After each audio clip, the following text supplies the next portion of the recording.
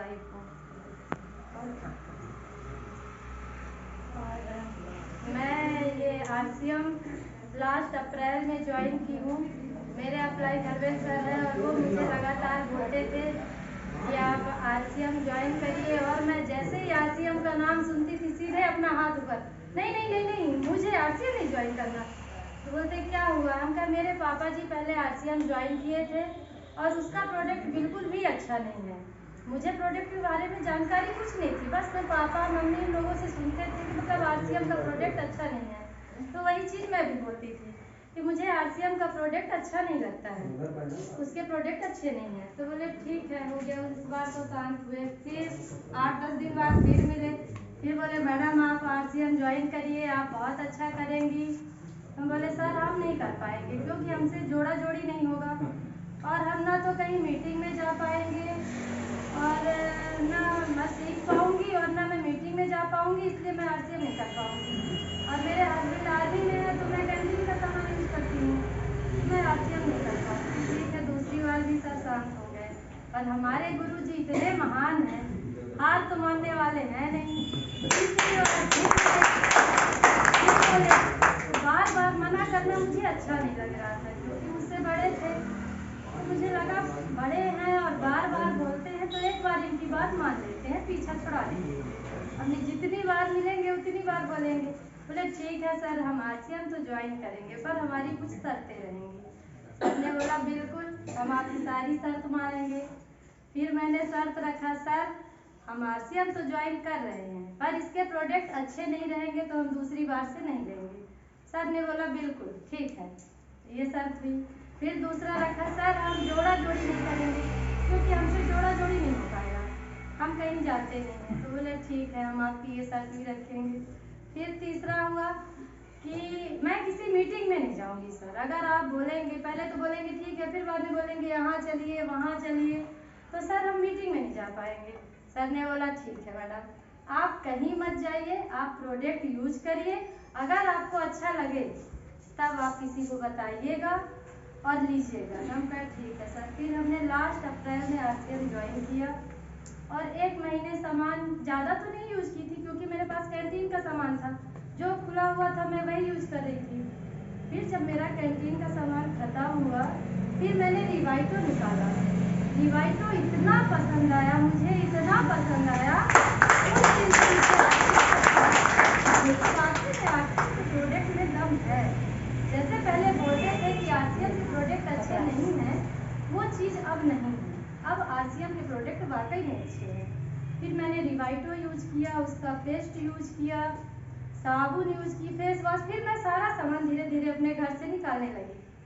फिर मुझे सारे प्रोडक्ट बहुत अच्छे लगे।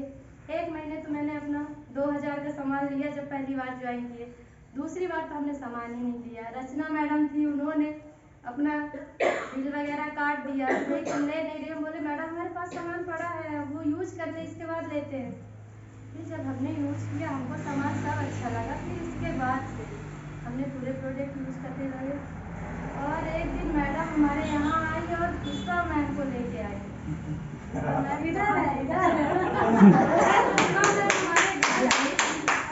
बताया कि हम प्रोडक्ट ऐसे सेल करते हैं, ये है वो है, सब बताने लगे। एक आर्मी वाले थे हम डरते, और मैडम ने बिजनेस प्लान दिखाया, तो मुझे ये बिजनेस समझ में आया कि वाकई जब वो मैडम पुष्पा मैडम कर सकती हैं तो हम क्यों नहीं कर सकते हैं। काम करना चालू की, मैडम से टाइम लेना चालू की, घर में बताया भी मैंने। 3 महीने तो किसी को बताया ही नहीं कि मैं RCM भी ज्वाइन की हूँ, किसी को नहीं बताई। फिर मैं धीरे धीरे अपने भाभी लोगों को बताई, फिर भाभी के पास मैं मिलाने ले गई मैडम को, मेरी पहली ID मेरे भाभी की है। फिर मैं अपने रिलेशन वालों को सबसे मिलाने लगी और बराबर सब RCM ज्वाइन करने लगे और सबको प्रोडक्ट बहुत अच्छा लग रहा है। मेरे हस्बैंड भी मेरा बहुत सपोर्ट कर रहे हैं।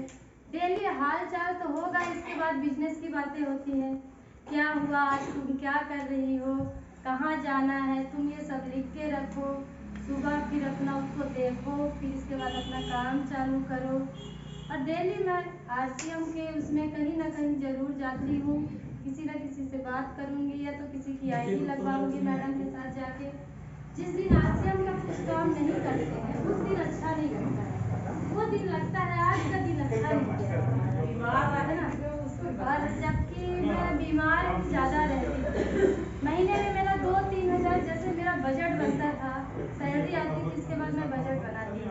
कि महीने का मेरा इतना खर्चा है, उसमें मैं 3 से 5,000 रुपए डॉक्टर के लिए अलग से रखती हूँ कि मुझे कब जरूरत पड़ जाए। हस्बैंड मेरे रहते नहीं हैं, मैं अकेले रहती हूँ, तो फिर मैं वो 5,000 रुपए अलग से रखती थी कि ये डॉक्टर की फीस और दवाई का है, मेरा 1 महीने का खाने पीने का। अब जब से मैं RCM सीखना चालू की, तब से मेरी ये बीमारी एकदम से दूर हो गई है। जो 5,000 रुपए मेरे डॉक्टर के पास जाते थे, अब वो मेरे पास रहते हैं। और मुझे RCM बहुत अच्छा लगता है, बहुत खुशी मिलती है इसको करने से। मैं लोगों को बराबर बता रही हूँ, हो सकता है मेरी 1-2 दिन में ID लगेगी राजस्थान से। मैंने उनको बताया, ऐसे स्टेटस वगैरह में लगाती हूँ, तो बोले कि आंटी जी आप कहीं जॉब कर रही हैं? तो बोले नहीं भैया मैं RCM ज्वाइन की हूँ। बोले ये क्या है? हम कहे ये RCM एक बिजनेस है और मुझे बहुत अच्छा लगता है इसको करके, बस आपको कुछ नहीं, किराने की दुकान चेंज करनी है। बोले बिल्कुल मैं भी करूँगा, और मेरी भी ID लगाइए। उनकी ID वगैरह सब आ गई है, अब मैं उनकी ID रचना मैम से लगवाऊँगी। Thank you. जय RCM।